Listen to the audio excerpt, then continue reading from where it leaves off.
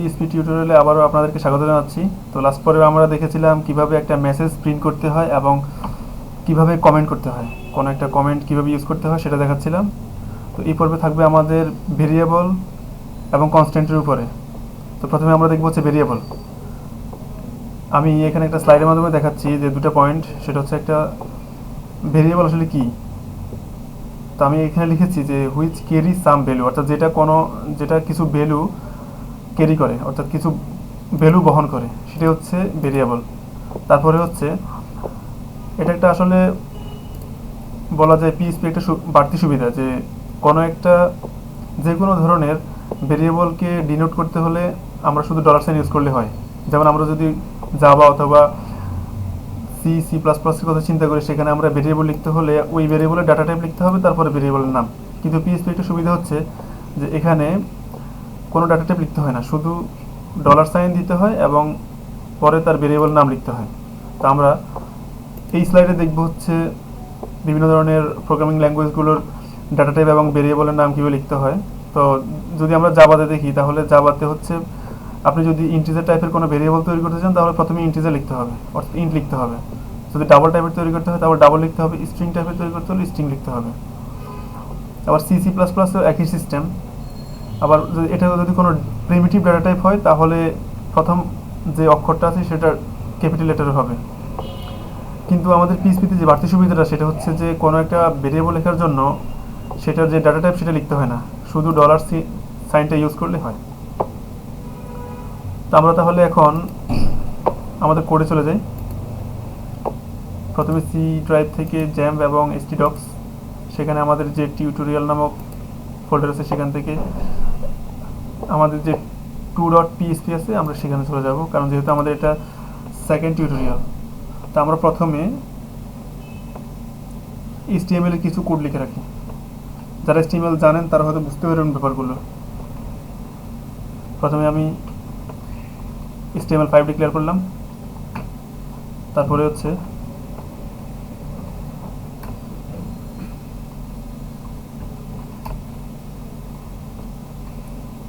Title দেব হচ্ছে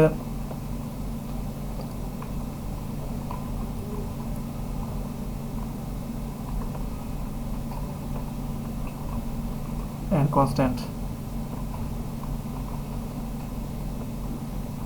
এখন আমরা এই বডির মধ্যে আমাদের যে পিএইচপির কোড সেগুলো লিখব। তো আমরা যেহেতু পিএইচপি করব, সেজন্য প্রথমে পিএইচপি শুরু এবং শেষ করতে হবে।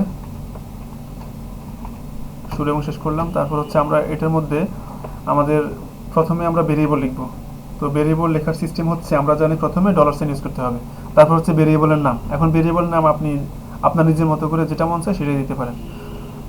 আমরা প্রথমে একটা ইন্টিজার টাইপের ভেরিয়েবল তৈরি করব। যেমন আমরা প্রথমে ভেরিয়েবলের নাম দিলাম হচ্ছে x, এবং এটার মধ্যে একটা ইন্টিজার টাইপের ভ্যালু স্টোর করলাম, সেটা হচ্ছে 10, এবং আরেকটা ভেরিয়েবল তৈরি করবো যেটা হচ্ছে y, এবং এটা অন্য একটা ভ্যালু অ্যাসাইন করবো যেটা হচ্ছে 5। তো এখন আমরা যদি দেখি আমাদের এই ভেরিয়েবলগুলো অ্যাসাইন হয়েছে কিনা, তাহলে সেটার জন্য আমরা ইকো করে দেব। $x যদি আমরা ইকো করি, তাহলে আমাদেরকে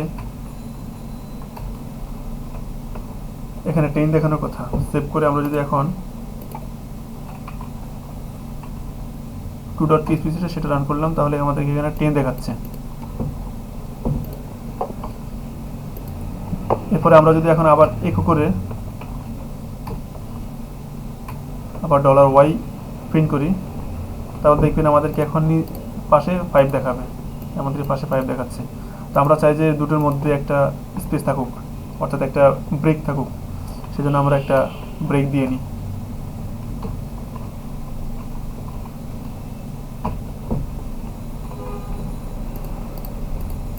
দেখতে পাচ্ছেন আমাদের 10 এবং 5 এর মধ্যে একটা ব্রেক চলে আসলো। এরপর আমরা এই দুটোকে যোগ করে দেখি কি হয়। সেজন্য আমরা প্রথমে একটা ইকো করে নিই।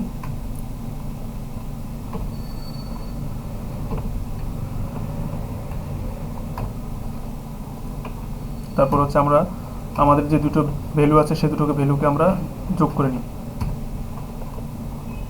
তাহলে আমাদেরকে সব কিছু ঠিকঠাক থাকলে 15 দেখানোর কথা, দেখতে পাচ্ছেন আমাদের কি 15 দেখাচ্ছে। তার মানে আমরা বুঝতে পারলাম কিভাবে একটা ভেরিয়েবল তৈরি করা যায় এবং কিভাবে ভেরিয়েবলের মধ্যে কোনো ভ্যালু স্টোর করা যায়। এখন আমরা যদি এটাতে এখন একটা ডাবল টাইপের কিছু অ্যাসাইন করি অথবা ফ্র্যাকশনাল কিছু অ্যাসাইন করি, অর্থাৎ 5.25 দিলাম। এখন সেভ করার পর যদি আমরা এখন দেখি, দেখতে পাচ্ছেন আমাদেরকে 5.15 দেখাচ্ছে, 15.15 দেখাচ্ছে। এখন আমরা যদি দেখি এবং এক্স এবং ওয়াই এটা দুইটা কি ধরনের ভেরিয়েবল সেটা দেখার জন্য আমাদেরকে লিখতে হবে বার ডাম্পের ভিতরে আমরা লিখব হচ্ছে $x।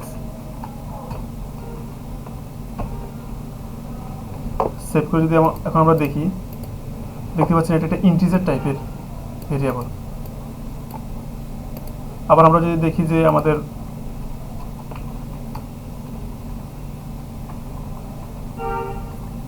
যে ওয়াই ভেরিয়েবলটা আছে সেটা কি টাইপের ভেরিয়েবল সেটা দেখবো আমরা।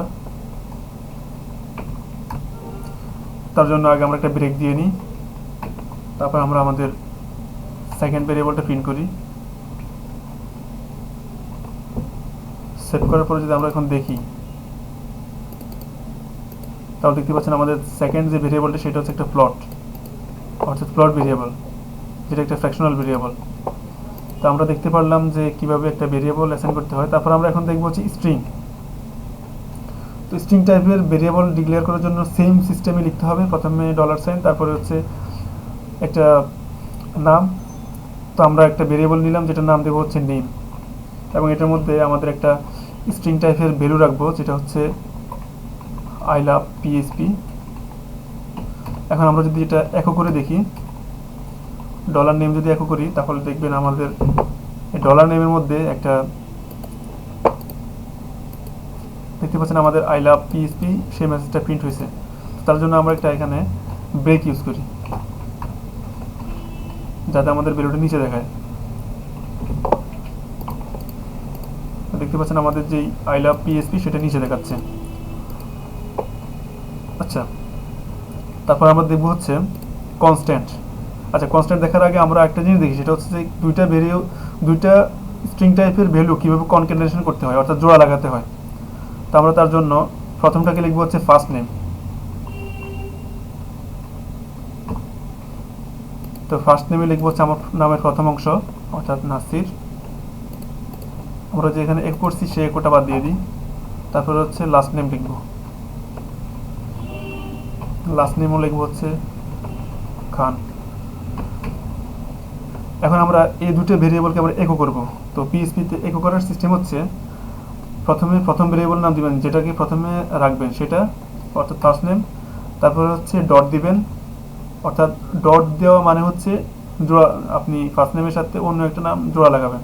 তো আমরা জোড়া লাগাবো হচ্ছে লাস্ট নেম। তো এখন আমরা যদি এটাকে একো করে অথবা অন্য একটা ভেরিয়েবল রাখি, ধরুন আমরা অন্য একটা ভেরিয়েবল রাখলাম, সেটা দিলাম হচ্ছে লাস্ট নেম, ফুল নেম, এটা আমাদের রাখলাম। এখন আমরা যদি ফুল নেম যেটা সেটা যদি একো করে দেখি, তাহলে দেখুন কি দেখায়। তাহলে আমাদেরকে দেখাবে হচ্ছে নাসির খান পুরোটাই দেখাবে। এখানে দেখতে পাচ্ছেন আমাদেরকে নাসির খান পুরোটা দেখাচ্ছে। আমরা চাচ্ছি যে দুটো নামের মধ্যে একটা স্পেস থাকুক, এখানে কোনো স্পেস নেই। স্পেস রাখার জন্য আমরা যেটা করবো, দুইটা করা যায়, একটা হচ্ছে এখানে স্পেস দেওয়া যায়, অথবা এখানেও একটা স্পেস দেওয়া যায়, অথবা এখানেও একটা স্পেস দেওয়া যায়। তো আমরা জানি যে এখানে স্পেস দেওয়া এটা খুব ইজি। তো আমরা দেখবো হচ্ছে এখানে কীভাবে স্পেসটা দিতে হবে। স্পেস দেওয়ার সিস্টেম হচ্ছে, আপনি প্রথমে এইভাবে ডাবল কোটেশন দিবেন, তারপর ডাবল কোটেশনের মধ্যে একটা স্পেস দিবেন। তাহলে সে যেটা করবে সেটা হচ্ছে যে প্রথমে ফার্স্ট নেম সেই স্টোর করবে ফুল নেমের মধ্যে, তারপরে হচ্ছে একটা স্পেস স্টোর করবে, তারপরে হচ্ছে লাস্ট নেম যেটা সেটা স্টোর করবে। তাহলে দেখুন আমাদের দুটো নামের মধ্যে এখন একটা ফাঁকা, অর্থাৎ একটা স্পেস চলে আসছে। তো আমরা দেখলাম কিভাবে স্ট্রিং কনক্যাটেনেশন করতে হয়। তো এবার দেখবো হচ্ছে আমরা কনস্ট্যান্ট কিভাবে তৈরি করতে হয়। আমরা তাহলে কনস্ট্যান্ট তৈরি করি। কনস্ট্যান্ট তৈরি করার জন্য প্রথমে পিএইচপি যেটা করতে হয় সেটা হচ্ছে ডিফাইন লিখতে হয়, DEFINE, অর্থাৎ আপনি কোনো একটা ভ্যালুকে কোনো একটা ভেরিয়েবলের মধ্যে ডিফাইন করবেন। তো আমরা প্রথমে হচ্ছে ডিফাইন যে কনস্ট্যান্টের যে সিনট্যাক্স সেটার মধ্যে আপনাকে দুটো ভ্যালু পাস করতে হয়। প্রথম হচ্ছে নেম, দ্বিতীয়টা হচ্ছে ভ্যালু। তো নেম হচ্ছে আপনি যেই নামে রাখবেন, তো সেই নামটা আমরা নেম রাখলাম এবং ভ্যালু দিলাম হচ্ছে আই লাভ পিএইচপি। এখন আমরা যদি নেমটাকে প্রিন্ট করি তাহলে আমাদের আই লাভ পিএইচপি এটা প্রিন্ট করে দেখাবে। তো আমরা এখানে লিখলাম, আমরা প্রথমে একটা স্পেস ইকো করে দেব।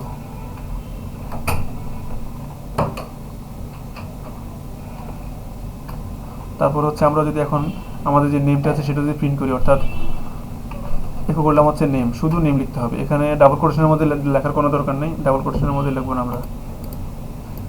দেখতে পাচ্ছেন আমাদের এখানে আই লাভ পিএইচপি যেটা সেটা আমাদেরকে প্রিন্ট করে দেখাচ্ছে। এখানে আমরা দেখলাম হচ্ছে দুটো প্যারামিটার পাস করা, কিন্তু এখানে তিনটা প্যারামিটার পাস করা যায়। সে থার্ড প্যারামিটারটা আসলে কি হতে পারে? দুটোর যে কোনো একটা হতে পারে, হয় ট্রু হবে না হলে ফলস হবে, অর্থাৎ TRUE অথবা ফলস। তো ট্রু কখন হবে, ফলস কখন হবে? আপনি যদি চান যে এখানের যে নেমটা সেটা কেস সেন্সিটিভ না হোক, অর্থাৎ এখানে যেভাবে লেখা আছে এখানে ঠিক সেভাবে লেখা থাকবে, তাহলে আপনাকে এখানে ফলস করতে হবে। কিন্তু আপনি যদি চান না এখানে যেভাবে লেখা আছে তার সাথে এখানে যদি এটা বড় হাতের হয় অথবা এমটা বড় হাতের হয় তাহলেও যাতে প্রিন্ট করে, সেজন্য তখন ট্রু হবে। অর্থাৎ আমরা যদি এখন এখানে ট্রু লিখি আর এখানে যদি আমরা এখন এমটা ক্যাপিটাল লিখি তাহলে আমাদেরকে কোনো ইরর দেখাবে না। দেখুন আমাদের কোনো ইরর দেখায়নি। তাহলে এটা বুঝার সুবিধার্থে আমি এই নেমটাকে দুইবার ইকো করি, একবার সঠিক দিয়ে একবার ভুল দিয়ে ইকো করি। দেখুন এখন আমাদেরকে দুইবার সঠিক দেখাচ্ছে, এখানেও আই লাভ পিএইচপি লেখা আসছে, আবার এখানেও আই লাভ পিএইচপি লেখা আসছে। আচ্ছা, আমরা পূর্বের যা যা লিখেছি সবগুলো রিমুভ করে দিই। তারপর হচ্ছে এখানে আমরা যদি এখন ফলস লিখি তাহলে কি হবে? ফলস লিখার মানে হচ্ছে এটা কেস সেন্সিটিভ না, এটা কেস ইনসেন্সিটিভ। সরি ফলস লিখে হচ্ছে এটা কেস সেন্সিটিভ, আর যদি ট্রু লেখে তাহলে হচ্ছে এটা কেস ইনসেন্সিটিভ। অর্থাৎ এখন এই মুহূর্তে আমরা যদি প্রিন্ট করি তাহলে হচ্ছে আমাদেরকে একটা ইরর দেখাবে। দেখতে পাচ্ছেন আমাদেরকে এখানে একটা ইরর দেখাচ্ছে, undefined use of undefined constant name. এটা হচ্ছে আমাদের কোনো একটা ভেরিয়েবলকে ডিফাইন করার সিস্টেম। এছাড়া আমরা এখানে স্ট্রিং ছাড়াও আমরা এখানে অন্য কিছু লিখতে পারি, যেমন ইন্টিজার টাইপের কিছু লিখতে পারি। লিখে এখন আমরা যদি সেভ করে রান করি, অর্থাৎ এটা যদি কেস ইনসেন্সিটিভ রাখি অর্থাৎ ট্রু করে রাখি, সেভ করে যদি আমরা এখানে প্রিন্ট করি তাহলে আমাদেরকে এখানে দুইবার একই ভ্যালু দেখাচ্ছে। তার জন্য আমরা একটা স্পেস দিয়ে নিই।